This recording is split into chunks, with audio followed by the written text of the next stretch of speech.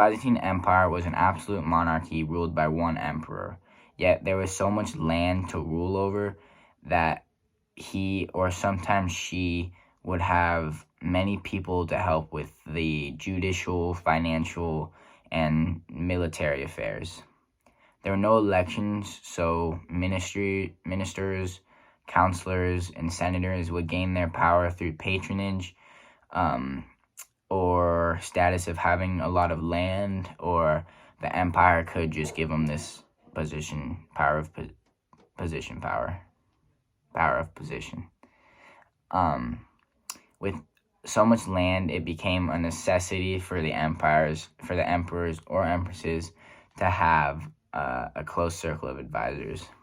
The Byzantine Empire economy was heavily influenced by Rome.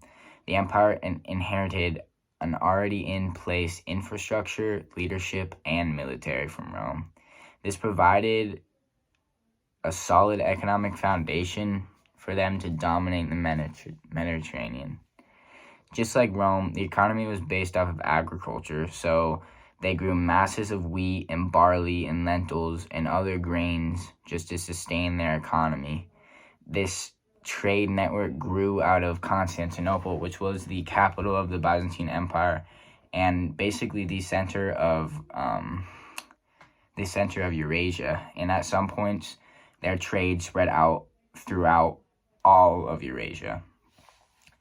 A central social feature of the Byzantine culture was the Orthodox Church, Orthodox Christianity. The Byzantine society was very religious and held certain values in high esteem, including a respect for order and traditional hierarchies, meaning family was at the center of society, and marriage, chastity, and celibacy were celebrated and respected. There were 3 or 4 kind of major social classes in the Byzantine Empire: the upper, the middle, the lower, and the slave class. The slave class is kind of tied into the lower class, though, with the upper class being the lords and the priests, and the middle class being the nobles and the king, the nobles, and the people that owned a lot of land. And the lower class obviously being the peasants and mostly just the commoners. Moving on to the Colombian American societies, the Mayan civilization can be recognized by its intricate architecture and artwork. The architecture in Mayan cities is very distinct from other civilizations of architecture at the time.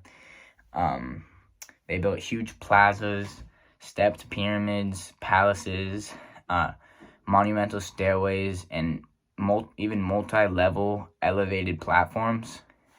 Unlike other civilizations at the time, they actually spent a lot of time entertaining, which sounds weird when other civilizations were surviving and trying to grow a lot of food to sustain their civilization. The Mayans were playing ball games on their very well-built ball courts, although these did have other purposes, believed to have other purposes such as sacrificial and religious purposes, but there was still a purpose of entertainment for these ball games that they played and designed. The exterior of their buildings were used to display their sculptures and moldings of serpents and geometric shapes, along with Mayan glyphs. And that brings me on to my next point, which is the hieroglyphics that the Mayan people created were very sophisticated and very developed form of writing for that time. They created many other things and were very proficient in mathematics and astronomy, leading them to create things like the calendar and the sundial. Leading me to the Aztecs. The Aztecs were very similar to the Mayans in their skilled architecture, artwork, and entertainment. They did have also ball games, but not to the extent of the Mayan people. What the Aztecs really excelled at was their agriculture. The land they started on was not rich at all. So they had to create their own technology and techniques to create a new way to farm, to new way to sustain and grow enough food for their civilizations. Their farming expertise was unmatched by any other civilization in the Americas due to the efficient use of land and the smart rotation of crops. The Aztecs, I don't know if they started this, but they definitely utilized the rotation of crops. For example, they would grow corn one season, which would sponge all the nutrients, mostly nitrogen, out of the soil.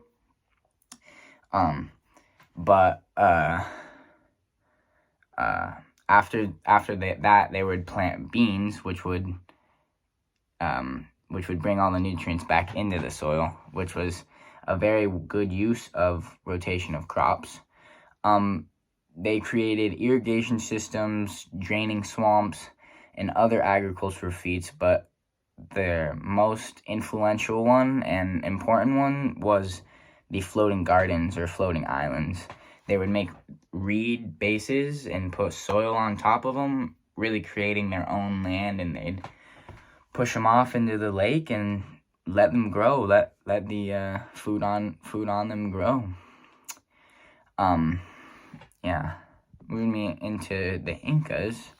Incans were known for their agriculture, architecture, and artwork. All of these Colombian American architecture, artwork, and agriculture, all of it was great. It was above par, but the Incans accelerated in their militaristic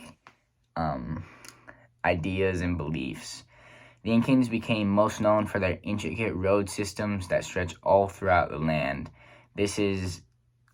Their roads spread throughout their whole land, which led to improved military transportation of goods throughout the land. I mean, it really sparked the civilization, was these development of roads.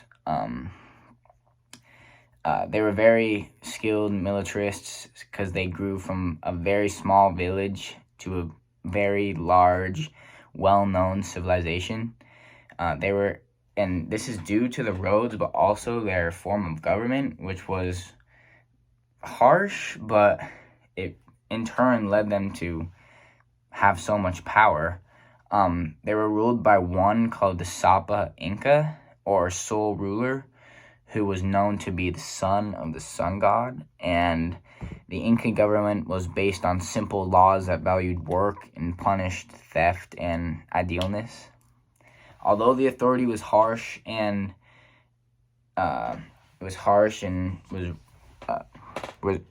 repressive control, although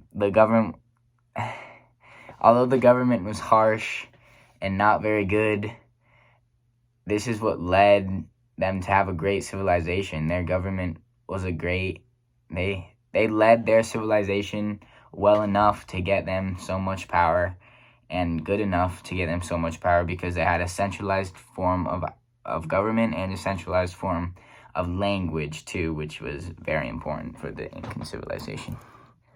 Thank you.